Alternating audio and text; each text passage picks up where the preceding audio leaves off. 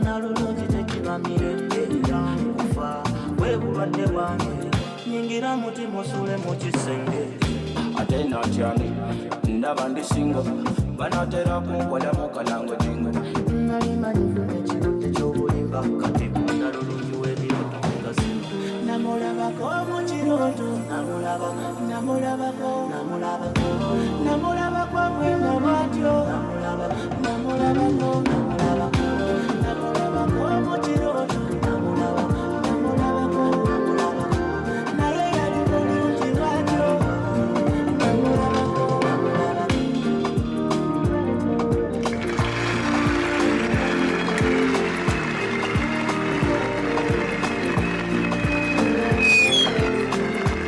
Yes, definitely kazina karungi kurugama Yuga Boys kaza kaduba kesiri na mulabako. Of course they have already made another collaboration. Bananga bana Uganda bazibu bana Uganda bazibu bagezi muno kine kiba kwita intelligence, artificial intelligence.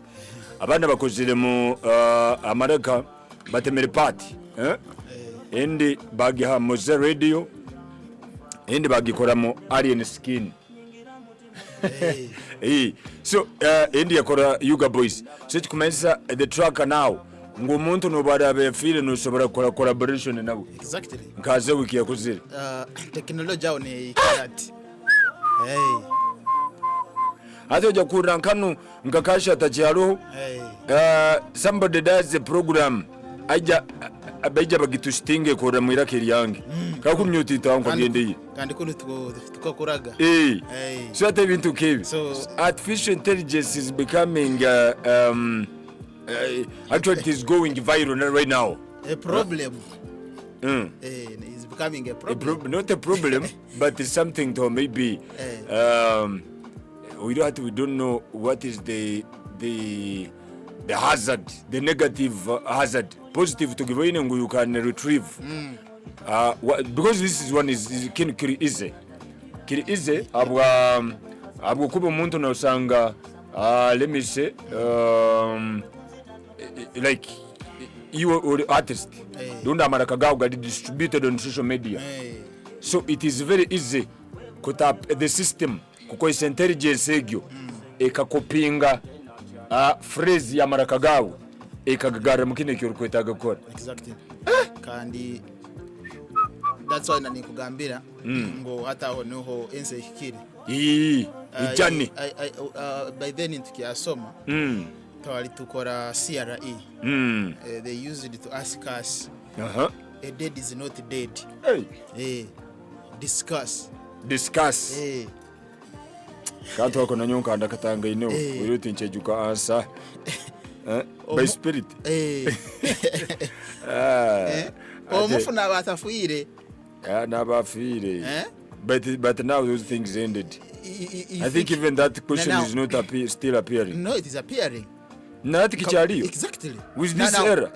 Abantu tumanyene ngo somebody has died completely, we know is yes, ati ekituliyo ntibazao kiyenyene portraying nikija mchikaguze ekyo kiyenyene because of kwanorango omuntu already talo, you get.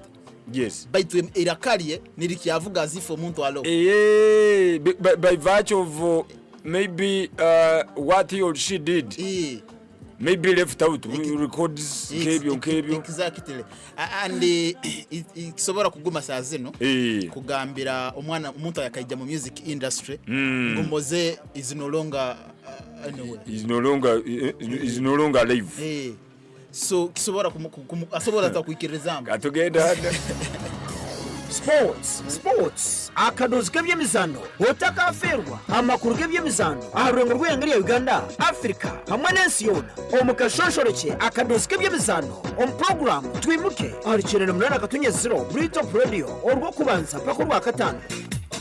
Yes, mpora kadozi k'ebyemizano in the morning obiri kabura bayicekane dakatjase twina na mkaga zonka ezikubure tukegaranjura musazinga musayibirize nchekara musayibirije kwa tugera makuru mulimi urujungwa kerekano kadozi k'ebyemizano sike kizaniro kandi today of course tunira binge bikwatagana mpira ya secondary in the morning of course nyine mutayi wange mukuru atarale Maxcom ubayire Gmail oba bayire website you just genda social media www.maxcom.com and I told you one day nakugamba twine bintu bitutayireho nka Maxcom company twine Maxcom Foundation Sports Foundation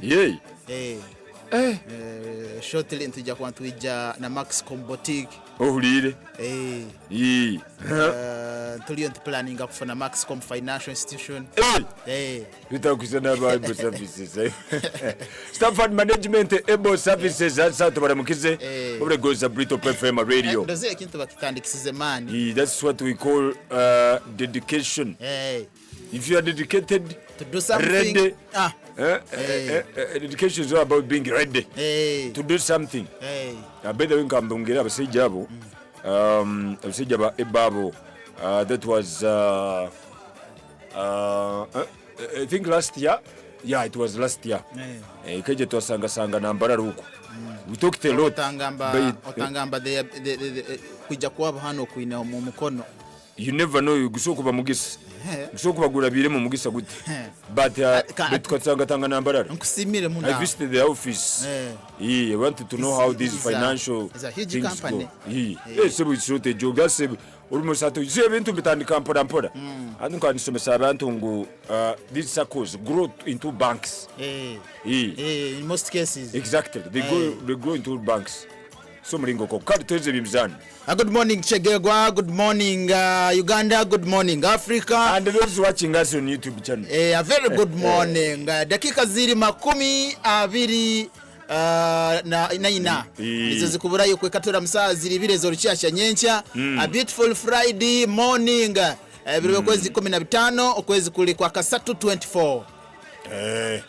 mu bugufu aka 20 tukalekereye kali no kalekayo iro mukayikuno mugambera 24 24 mukosengerizo mukayikuno muguruso tabagambira 24 bagambire 24 baitita ba .com mukugamba 24 no nyetegereza bagezi baita abayisilamu tubagondeza Jumaye nungi nekisibe kirungi kiro cha katano ba Aisha tankaguza gwake oramukizeo Aisha nango no bora kale kai tugendera amanyire biro bindo singa kuntekereza nago tisa kutekereza bazimagari muntu mukuru real no mtekereza bwake alimo abakoerera kiraragira na kutekereza ay kwituma tuma so Aisha, wherever you could be this morning, a very good morning. Mpoda tutandikira on the local scene ebiro byokwezi 17 Sunday Sunday no aliyo mpira gwa Association Football Club Chiaka ne basamba na Kahunje Town Council Kahunje linko Kahunje kamwenje azema no manya Cyabenda Cyabenda kuli mukamwenge nkaraba muninja nanka ninja I was going to Mbarara kakwateni shortcut exactly so obura wakwasira hano watu Kampala wasirimuko gwa Kazinga waturukira so umpira gunuguli hakawunje playground I mean Cyabenda playground yes cyaba stomach then mbaja kwamba samba na AFC Chiaka kijja kwa kirukiro kya Sunday please wanaenda kurubata na timu ya AFC Chiaka tuna Dani Musoiro Dani kikiona no wakine management aba minister webyenjura no wakutam tubantu sambe imipira hano locally nkene season yenjura so post primary zabaliye ni mujja kusamba borano etagenjura etagira ko kutalibaniza serro wekitinisa Dani Musoira ebintu nabikoraho bamwete Musoiro batkobene technology yabo tesobora kugwa tesobora kasta kaimera mpaipa banyire bakangamba abamachura kandi bamachura enjura bagitwara kurungi ulira iyo bora abantu manyole machura enjura neja kugwa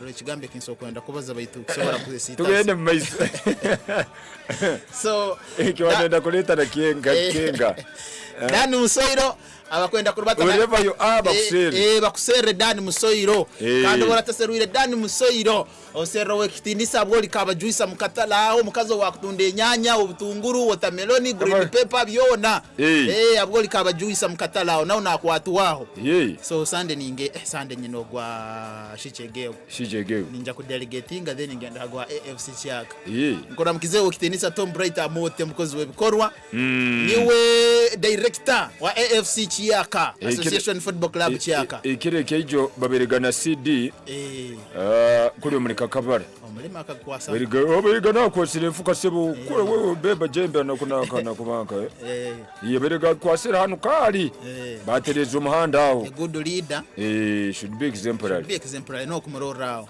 so tukora mukiza moto kitindisa Bright Tom so aliye nakora bichko soboka kiro kya Sunday team ku traveling kagenda Kahunje district ya Kamwenge kusamba na Kahunje Town Council Football Club mpiro gwa region nyakutuliriza Brito FM radio rundiwa nyakutulimu kutoa chinga live YouTube channel again on the local scene ebrekwezi 17 shichegegwa ni basamba na Mpala Lady Doves mpira gwa 4th division women rundigete district league y'abakazi shichegegwa mbaja kwamba samba na Lady Doves okusembere shichegegwa bakatera akazinga ladies zali goals zibiri ali emo kanda Mpala Lady Doves bakakora draw goalless draw na timu ene ya Shirwe Ntuha and shichegegwa bali mukikaro cha kasatu Mpala Lady Doves bali mukikaro kiri cha katano according to the table standing ya 4th division ndigete women league kuno mu district ya Chegegwa shaba kwenda kurubata na timu ya Shichegegwa please sera nyoka limikagamba rundi sera coach Peter rundi sera horundi sera our spokesperson bamweta Kenneth naja kuba nakugambire bikusinga haliye so Sunday tugenda abakumanya Nyakatoma primary school no kwatanuna no tuika Mairu Musanju no branching aho no genda okumunda no ja kuboli Nyakatoma primary school playground mzano guno kuja kuba niguhindira kija kwa kirikiro cha Sunday kala genda on the local scene mutikirize tugenda hakimulindiriza today aliye chikope kya the post primaries urwarero takyaro kuranga kundijo kuona kiro kinu sija kwa saa 3 nitekeleza abanyakulani mutauni motoka mtandikire kuzurora nizirabaho and abizaniro tulabizaniro bina ekizanire cyo kubanza kirikizanire kya Wekomire playground ekizanire cya kabiri King Solomon's College cha Tega ekizanire cya kasatu tulihumura secondary school playground ekizanire kya kana kigenzerwe mu Kigoyo Wezinge kigyate kira exciting abwaki nyendere kumaliriza kizaniro kikira mu Kigoyo Wezinge tukimanyire nayo no ndakumbingisa kalimo ndeka kino kyananka kino Church of Uganda musirimuka mu rwego ukanusirimuka aho wa mkono go buli aho kiki kibiro what is happening ndakumbingisa no tukuri kubingisa we just want to know if there's happened issues ndikambe tebambinga hinga tukirikia kubinga kiona we just want to know arabaroike obundi tebakisabire kastani mukama wange obundi tebakisabire ndi kandekira aho rachikokezaki ndekanya ko ikyo story ngaine mwezi mwitano hati kiro kya ijo amasomero gamazire kwesotinga kurungi amasomero ijo karo Wekomire bazije yona ka fix cha hali Wekomire primary secondary mipira ni ya secondary mipira ya secondary basi kwa ulile kale ka post primary hati post primaries ni ibara erikwetebwe mpaka zino PPs post primaries simpira ni ya secondary ine kubanezani bakiro kino exactly 15 so what has happened to excite abaki kuno batakukiziba kusambira yo now people want to know ninja hati ekibaireho akateba kakwatwaho no kutekaniza mpira ya ma secondary kakahikira bakama bebizaniro bino manye bizaniro bino kubane bisabibwa most of them are attached to religious institutions exactly now apart from kya King Solomon exactly kisomero privately by the way ne kya humura secondary nakyo kya attached to the church Wekomire because isomero liri under a church now hati kibaireho abayireho kupangisa kizanire mirundo ebiri mirundo ebiri kandi kankabaze mpora nyowe naija naiwe wayongera wija hati obwe kule bagashi bali babiri aliyomo kashi aliyomo hata amakuru aganyine kashi yabanza receiving arunda afuna akasente k'isomero kabasomero agakuja kuwanga kwese kizaniro yes namubazi barondeke utakincho kale tukirekeraho habeireho emitale bayine mbikwataga nebyesimbi tugende mu maiso n'ebindi ebisigere barabisotinga konfizao habeireho emitale bayine mbikwatagana nebyesimbi rundi tizi zitahikire mpaka tugende mu maiso emipira post primaries abatulirize ntsaka baitu timanyire omukuru yona bisirikirwa yona but they will sort it out. I know baitu nkija kubataliba akwanto tagempire ni ehwi nkija kubatalibaniza how ngo for example teams ezikwijakizanire kya abakuru omukuru nawo ko rusano ijabo ko tubibiti kwa tubujo I think baja kubitereza before midday ayo ni manya ina na powers to say no amesomero rekagazane bisigere turabirora nagamba tawurire tugende maisi amuliriza naenda kumanya naenda kukuliriza ko gambira garuka ukoja wange koja wangu amasomero rekagazane bisigere turabirura a group akizadide kya umura Church of Uganda playground aro Exodus secondary school aro Bukere secondary school Citizen secondary school na Wekomire secondary school now the challenge is ngo amasomero gano redega kamara kubokinga ba service providers omuntu motoke kumuyiha bujubuli kumuleta chegegwa nuko batenseze bamusosora so bukumugamba rugewe humura Church of Uganda mutwaleka kabara aho no banongera costs nze banze yongera bakamara kubooking emere mutawuni muna so even some schools yesterday basasura emere mutawuni muno which is good that is money so nkura niki exactly so hatabwa kumuyakizaniro Wekomi humura meaning no banomugamba agendeka kabara booking hotel motoka agiongera musente so I think they will shoot themselves exactly ito tujja kunyumirwa no kora stories zanyu so ebisigaire mbikoleho bisirikirwa yona and group B aliyo emipira kujja kwa nesambirwa kizanire kya Wekomire playground aliyo hapuyo secondary school Kasule secondary school Humula secondary school and ezo teams zirunda masomera 3 aganya kuli mu group B then group C tola kizanire kya Humura secondary school playground aliyo Bujubuli secondary school Kibuye secondary school na isomero lino area King Solomon's College ya Tega no bakuja kwa ni basambira then eventually group C aija group D aija kubaliyo Kakabara secondary school Mpara secondary school na Rwentua secondary school emzane no rakizane kya King Solomon's College ya Tega now buli group A 1 versus 2 nikimaisaki ngo Exodus no bakuja kubanzamu na Bukere mu group A then mu group B apuyo babanzemu na Kasule then abo balinka mukusahiki bali Wekomire then mu group C haja kubanza mu King Solomon's College cha Tega garuke mu Bujubuli SS then mu group D Kakabara baja kubanza mu Nampara secondary school emzane giko kujja kubaneru batete kali sigaire reka twesange mu field ntwenda kusima oreda bataire mu akasimbi kataita ka airtime abali ebisigaire ibindi byona bikakuleye abantu babimanye nyakusigaireyo ampirenu kugenda mais ekyamani munongu tulirekire kurora ekibinje kinyakuli mu group ekya group of death na mbere group of death na mbere nyakuli jam mbere hali team zenzibu na mbere hali mbere hali Bujubuli Kibuye na King Solomon's College kibinja kinu kizibuzibu matches na group A alimwe Exodus Bukere Citizen na Wekomire bayitu Bujubuli babaire Giants muno baditaminingire muno mpira gwa chegegwa so mbajja kwambeteranizibwaho na Kibuye this time round Kibuye nengerezire ne yombeka mu kintu kyayo so ndiyo abagikiriza ngo ine kesobora kuyikora mu mizane ene ya kirokeno we shall see what will come out exactly then mu group A threat ha Exodus Bukere na Citizen so naye geriye ma group sensible kirokino, so let's wait akwete tujja kuba Toronto ba following and omukuru owakabi group of companies webale kubayo mukuru director Kizamus webale kubayo no Gonza Brito FM radio na staff and management yao mubale kuliriza kintu kakyongera mu amani kitu kyamani kintu kakyongera mu amani sound system mago system obikibi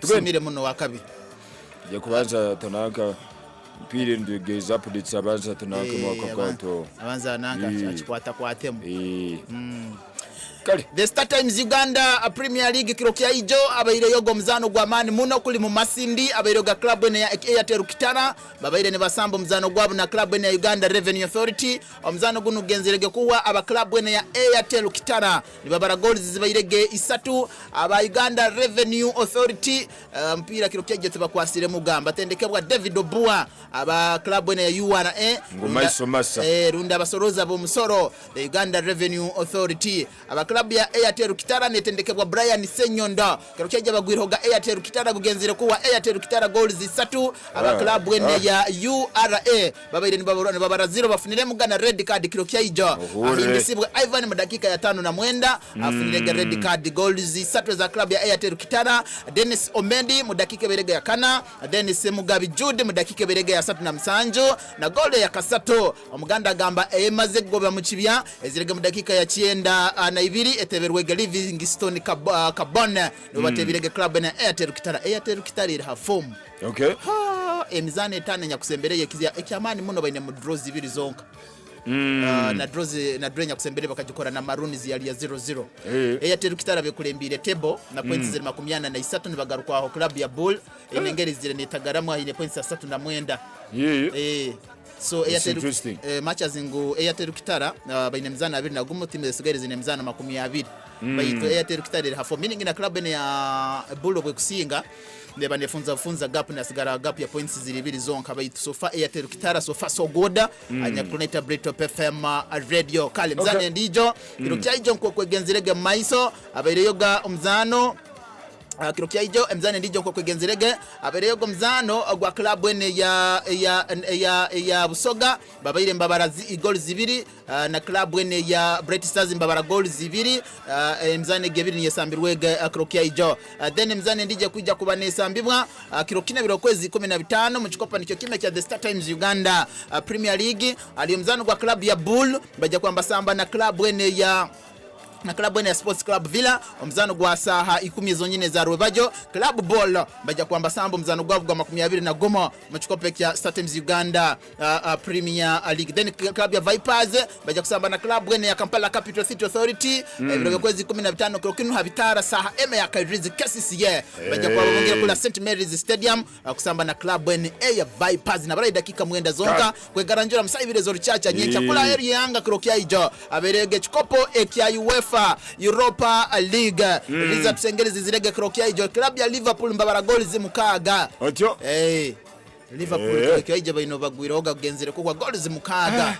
ha goal emo on aggregate Liverpool barabiroga na goals 10 a goals 2 zonka togene maize first leg Liverpool ekagutera 5 emo then krokya ijo bagutirege goals zibayirege mukaga hali emo nuko bintu birubasirege bitikiro kya ijo again results mzane ndije nyakusambirwege kirokya ijo abaire yoga club ene Brighton and Hove Albion bachugwire hoga club ene ya Roma ebatirege goal emo 0 club ene ya Brighton etirege Roma goal emo 0 baite Roma kabesingire first round first leg aba club Roma nibo bali bagisingire meaning Roma baqualifyingirege na goals ina ha goal emo on aggregate kirokya ijo mchikope kya UEFA Europa League aba club Rangers kurwa yangi Scotland mbabara 0 Benfica kurwa mangira Portugal mbabara goal emo club ya Slavia Praha kurwa mangira Belgium mbabara goal kurwa manga area Slavia Praha mbabara goals 3 then club ene ya AC Milan babaire mbabara Slavia Praha mbabara goal emo club ya AC Milan goals 3 okay then club ene West Ham United goals 5 club ya Freiburg mbabara 0 now kirokinu alimzane ndije kuja kubanesambibwa club Rio Sociedad mbasamba na club ya Cadiz then club ya Empoli mbasamba na club ya Bologna club ya FC Cologne mbasamba na club ya RB Leipzig twine Premier League this weekend with club ya Arsenal kuja kusamba Premier League club ya Arsenal bere supposed kusamba na club ya Chelsea. Mzano gwa club ya Arsenal na Chelsea bagongize. Chelsea mu kikope kya FA Cup. Baja kusamba na club Leicester City. Aba club Liverpool ababaire bayine kusamba Premier League this weekend. Yes. Bakuija kuba anibasamba. So club wene ya Liverpool neja kuba nesamba na Manchester United. Chikope kya FA Cup biro kwezi 17. So that is the message channel abarabira YouTube channel. Una agambire Kiviri Jared atize Kiviri agambire okay. Ichuma chiro cho na chuwachinga live. Yagamba Mr. Cash, thanks for the show with your brother Kiviri Jared live streaming in Abu Dhabi. United Arab Emirates, Brito FM #1 radio station. You don't know. Robert Birungi Yagamba, thanks for the show, brothers. Then Mugisa Joseph Yagamba morning Yababiri. Mobie Mezano Ndoho. Mugisa Joseph wa Murongoti Kakabara Misenyi. Breakthrough Yagamba, let me postpone the group A games to another day for the management of USA expenses on the playground like marking can be carried forward. Yagamba from Omora playground and found the 2 vehicles parked with the gentlemen with big barriers and some boys training. Mugiza Joseph mudamukize Mr. Kasangaki team Chiaka. I thought YouTube. Some kind of chaos. And this issue yakubere sorting rokerokia hijo. Why? Nze njagala kutogende tudde mu birala ebisigere kya kwantu bya updating abantu bongere kumanya. So but to timiyete mu field kuba ne baikya kujja kuambigenda maiso mizano ya post primaries just keep locked. Okay. Brito FM radio very good morning. Ayaba sempora para antuija na makoro omuleme orjongo maisao just keep on your radio, of course keep watching, of course we are on Brito FM in a digital world. We are trying to cover up everything around. Then anyway, said ya mayanja, of course it goes some of for a wing of Tosa. Subscribing like King. I recommend this channel again to anyone of your friends, probably Ababadi said ya mayanja, Atungere Kumanya, BK Brigade Mess. We are coming back shortly. Good morning, a little bit of commercial break as we stay on. Chena na mnana katonyezi 0 Britop FM Notsanga omtauni ya Chegegu.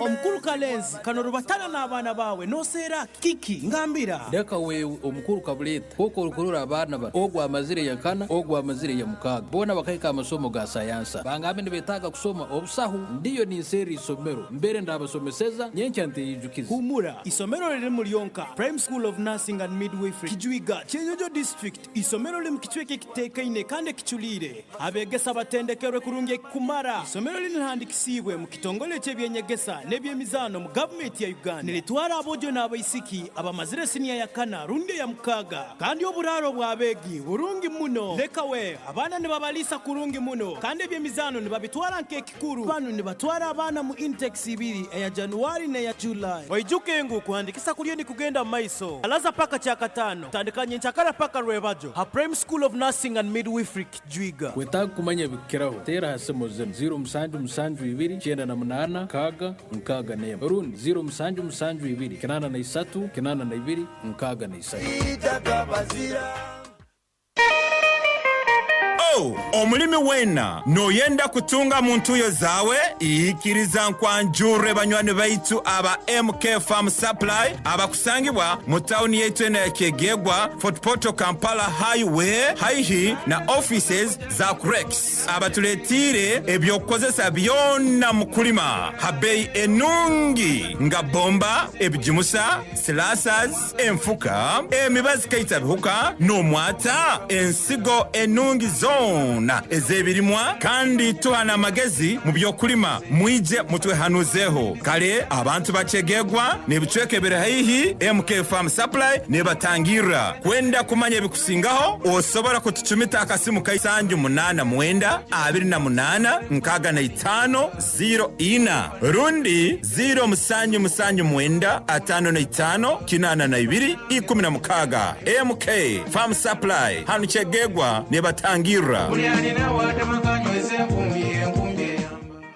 Ohura amasomero abantu bona basemerirwe nibazina Rabu Stationers habwokuba obuhereza bwabo burungi muno nibasanga omutawuni yakegegwa otakakira hampari kusemba yenkoto amagenda y'irwariro hamukono gwawo gwaburi haifaho nekiapa rwogomano kiruna haiguru bali bakugukandi bakakensa omuhereza bwa kompyuta mbere hali typing and printing, photocopying, laminating, obuhereza bwa scanning, binding, laminating, sealing nibatire bisane okuyogisamo hamwe no kubiteka mu flame musaizi yona eyo rabo ogondeze kandi yobo mu bwangu lerinya barugonza kwesimba muyiruke rwangu abakora bisani ebirunge ebyo ratimba ne bakora posters zona ezabazini passport photos kandi zona z'amagenyi receipt books business cards logo books ne batunda choka za masomero chalkboard rulers pens and pencils mathematical sets wrapping papers glue identity card holders mandalas question banks reading charts ebitabo by'abana b'amasomero gamanka black books n'ebika bindi byonna diaries dictionaries atlases amabahasa whitewash sharpeners notebooks rubber digital stationers amasanyalaze gabo gabaho obwire bwonna habobereza burungi ne batunda kamukamo abo nokusubuza habo kumanyerukiraho batera simo namba 0772 kinana nemu 13 ana munana rundeke 0782 ana mwenda 04 0 rundeke 0758 nsanjo asina musanjo ana mukaga. In the heart of Chikigwa is 98.0 Rooftop Radio. We rock, inform, educate, and entertain. We are the number one music hit station. You can follow us on Facebook, Twitter, and YouTube at 98.0 Rooftop FM.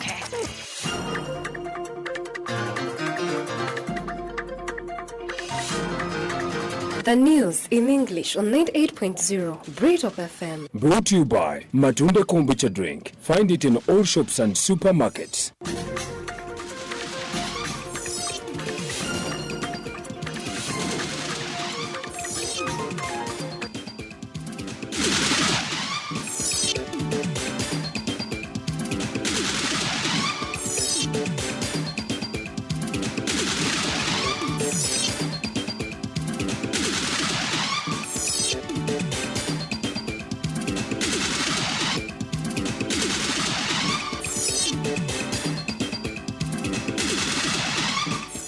A very good morning, our dear listener of 98.0 Rooftop FM, and those watching us on YouTube channel is Rooftop FM 98.0. We thank you so much. The day is Friday, the 15th of March, 2024. Our news in English at 8 a.m. I'm Alinaitwe Kasoro. Opposition candidates complain of intimidation in Dokoro by election. Tororo County Shanzen RM voter register update exercise, and Kabale water crisis bites hard into residents' pockets. More next hour news in details.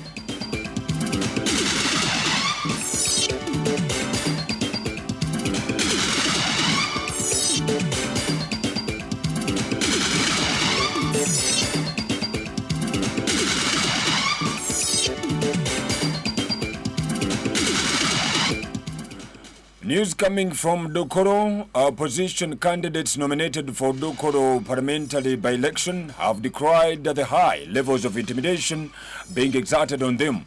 Candidates want Electoral Commission to provide them with security. Anna Grace Lalama, an independent candidate, cited intimidation from NRM, saying the party never wanted her to be nominated. Being nominated as a candidate, I feel so happy and so great. It has not been so easy because I passed through a lot of intimidations from most especially the party where I'm leaning to. They wanted me to step down.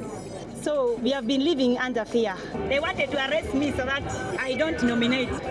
I've been receiving a lot of threats. That's why I am calling upon the Electoral Commission and the security team to give us security. As a woman, I should be allowed to compete favorably with the others. Harriet Angeno from National Unity Platform accused the opponents of defacing her campaign posters and threatening her as well. I was shocked yesterday that as we are preparing to be nominated, some of the other camps, they started to provoke our people. They didn't want us to pin our photos. Pinning on my photo, I have known they were using the government vehicles to tear my photos. This is against the law of Uganda. I am calling for protection. I am calling for equal treatment. I call upon the Electoral Commission. I call upon security. This is a woman by-election. Let us act like women. If there is any man that is coming to beat us, then that man is a woman. Despite the intimidation, the two women candidates have promised improved services such as health, education, and road network across the district. The message that we have is completing the work that was begun by my late mother. Dokolo doesn't have good infrastructures. Roads are very bad. We don't have good hospitals. I have come to promote the education of girl child. In bars, we have condoms, but our parents are buying sanitary pads for our girls. So I am going to make sure that in all the primary schools, we have reusable sanitary pads. According to Patrick Jime Okema, the North Choga police spokesperson, no candidate has reported intimidation case to police. Police is ready to protect candidates and their supporters. Patrick Jime gives this in his voice. Sarah is a tested and tried politician who has contested, and we're ready to carry our flag across Dokolo and wait to hear on the 21st that UPC has succeeded. And we're going to urge that the votes of the citizens of Dokolo be respected. But we're ready for any interference, and we're going to make sure that the voice of the people of Dokolo is heard. We have learned lessons, we have improved our approach, and we're going to be absolutely ready for any attempt to rig this election. Erikwani Ngobi, the Dokoro District Registrar, explained that no candidate is allowed to campaign at the moment until after the harmonization of campaign is reached. We have a short period for campaigns, and after nomination is closing tomorrow, 12, we are going to have a harmonization of campaigns meeting, which we shall hold on Wednesday at the District Council Hall starting at 10 a.m.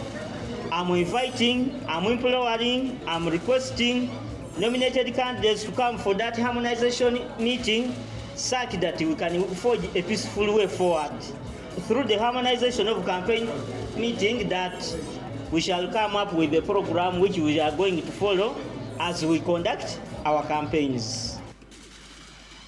Meanwhile, Patrick Oboy Amriat, the FDC party president, is hopeful that the by-election will be free and fair without interference.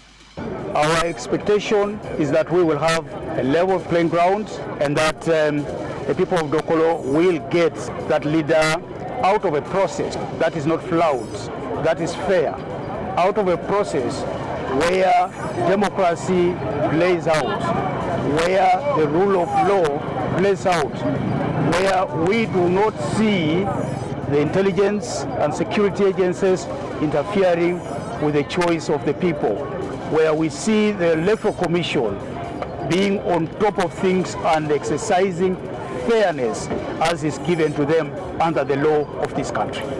He warned the government against denying the people of Uganda service delivery because they are voting for the opposition politicians. A government in power is supposed to serve the people. They should not use the excuse of having an opposition leader in an area for them not to perform. They should be able to perform. It's a constitutional duty that they must exercise to the letter. And so I believe that this is an opportunity for us to go around Dokolo to say to them that it does not mean that if they elected somebody who is opposed to the NRM, they do not deserve services. The people of Dokolo are taxpayers, and therefore the NRM must serve them. On the other hand, Jimmy Akena, the UPC party president who accompanied the party's candidate Sarah Aguti Nyangori for nomination, assured their supporters over a clear win. We didn't register anything wrong. Those ones who will go against the grounds that have been identified for each candidate definitely will not be able to accept such kind of things. We encourage them to follow the electoral laws. The success of our policing relies on operational plan. So as I speak now, we already have an operational orders that have been designed by our regional police commander. We are aware we have about 175 polling stations, and as police, we are very much prepared. Everyone should be well assured that our presence as security, it is there to serve the interests of all the various candidates who have been duly nominated.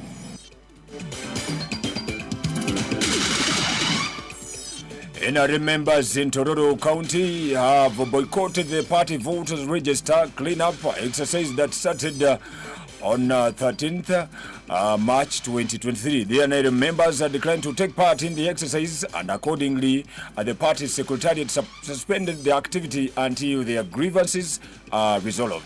The movement was confirmed by the NRM Communication Director, Mr. Emmanuel Dombo, who is also the activity supervisor for Bokedi and Bugiso regions. While addressing the media yesterday, Mr. Dombo said unlike other areas in the two regions, the party supporters for Tororo North and South counties declined to participate after their leaders reportedly demobilized them as they protested the sacking of the registrar for Tororo County office. He disclosed the party's electoral commission sacked the former registrar Mr. Joseph Joe Oburu after discovering that he is a civil servant, which breaches the party constitution. Mr. Dombo said the exercise was suspended after failure of agreement between the secretariat and the party leaders of the two counties. He said once a solution is sought, the party will consider organizing for the same activity to ensure that the valid registers are available in every village in preparation for any other party activities.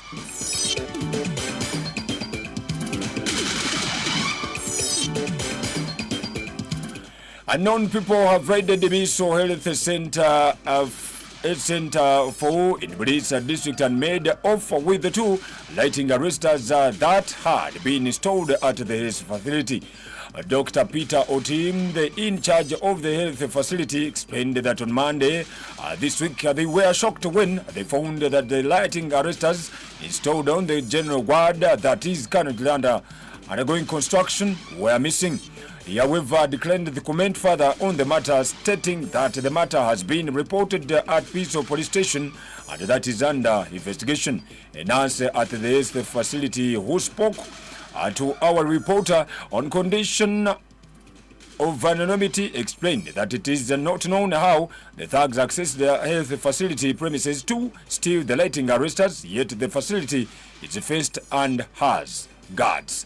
Nora Bigirwa, the police woman member of parliament, noted that it is unfortunate for thugs to expose the lives of patients at the health facility and tasked the management of the health center together with the police to thorough investigate the matter.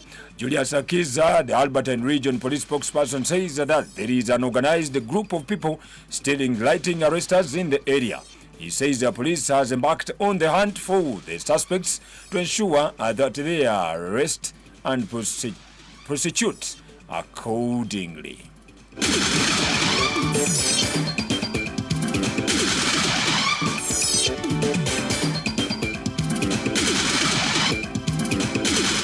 The Watercress in Kabale municipality and neighboring areas has entered its 7th day, causing concern among the residents.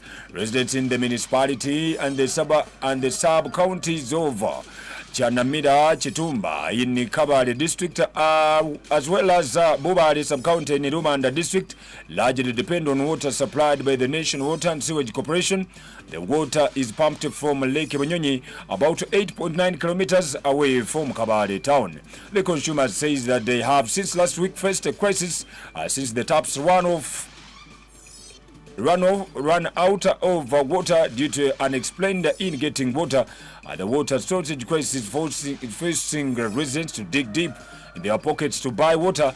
A result of 20-liter jerrycan of water is now costing between Ugandan shillings 1,500 to 2,000 Ugandan shillings. Waswa Bakari, a hotelier in Kabale town, says that the due to the long distance from the available water springs is forced to pay 5,000 per day to buy water to make her business run. Bakari says that the money is spending is a reduction of the profits he would be pocketing. Agre Masiko, another businessman, says that he's opted to ride a motorcycle to fetch water from a nearby stream which argues not clean. He accuses National Water and Sewage Corporation of failure to explain the reasons behind the unending crisis. Agre Masiko in his voice.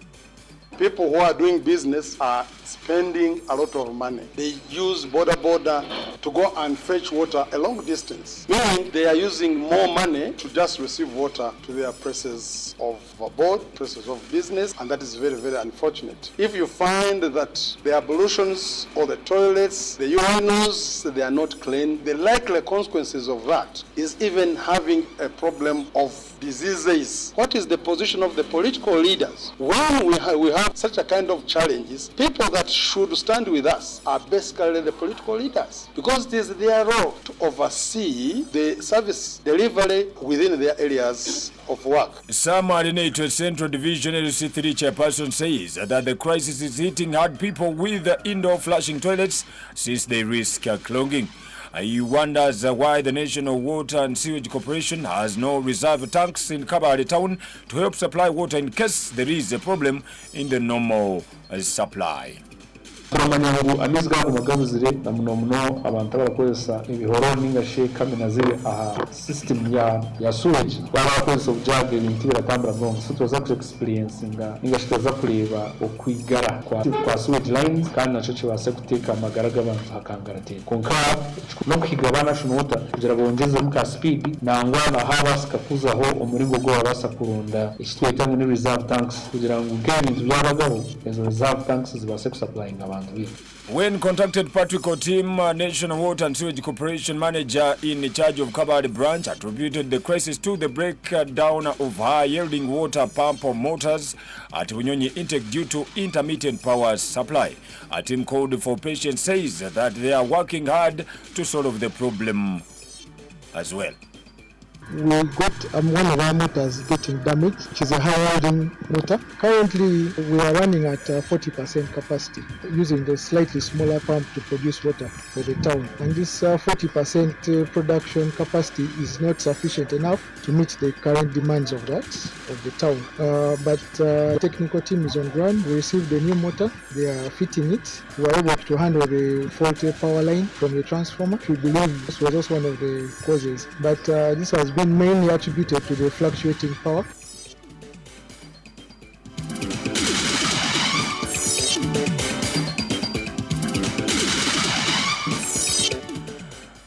That is a Brito Prep from English News. We still continue, and at the day, I still remind you, is 15th March 2024. The day is Friday. We are entering into the weekend, and we have a post-primary football today at different playgrounds in Chegegwa, probably the whole nation as well.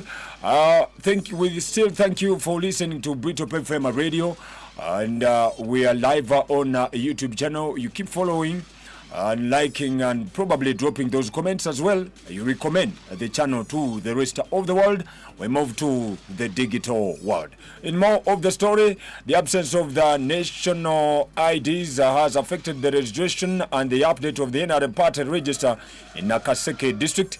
The exercise, which is being conducted at the village level, began on 13th Sunday and will end 17th March 2024. The party seeks to register new supporters from the age of 16 and above, as well as update the particulars of those already in the register.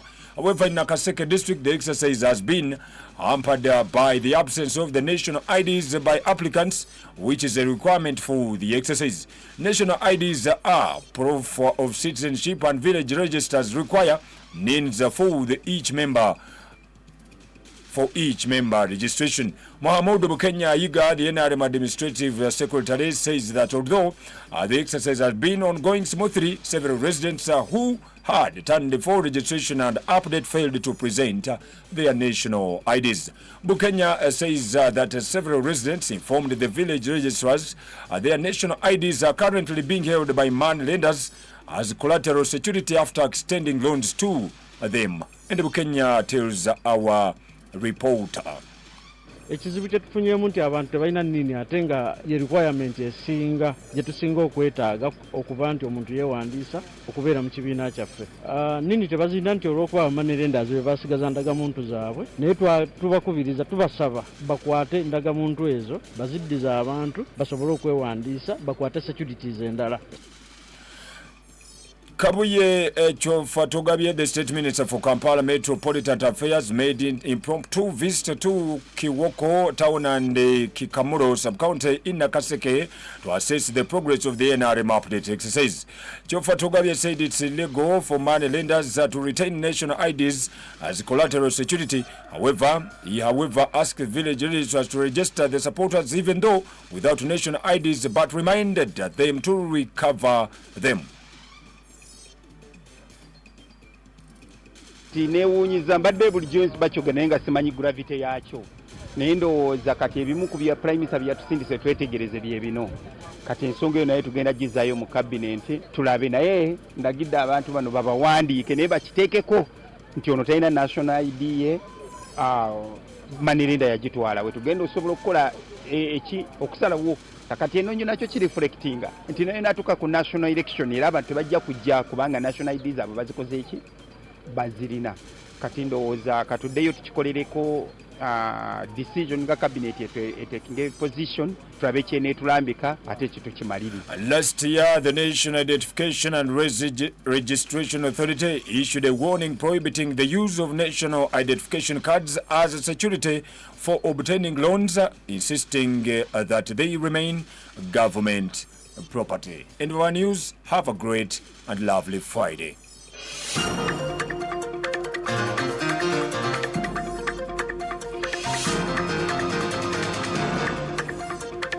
That was the news in English on 98.0 Britop FM. Was brought to you by Matunda Kombucha Drink. Find it in all shops and supermarkets.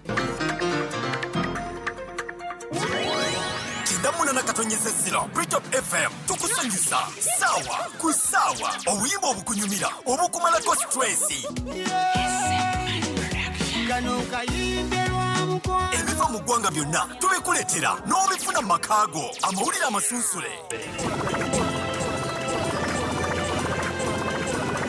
ebyemizannyo ebiyigiriza ebisanyusa byonna ng'obisanga wano ku Britop FM Wanechegegwa okwetooloola ensi yonna abakadde abavubuka abakyala abaami basenga bakojja bajjajja bataata abaana b'amasomero abayimbi bannabyabufuzi bonna bawuliriza 98.0 Britop FM nga tusinzira wano mu kibuga Kyegegwa.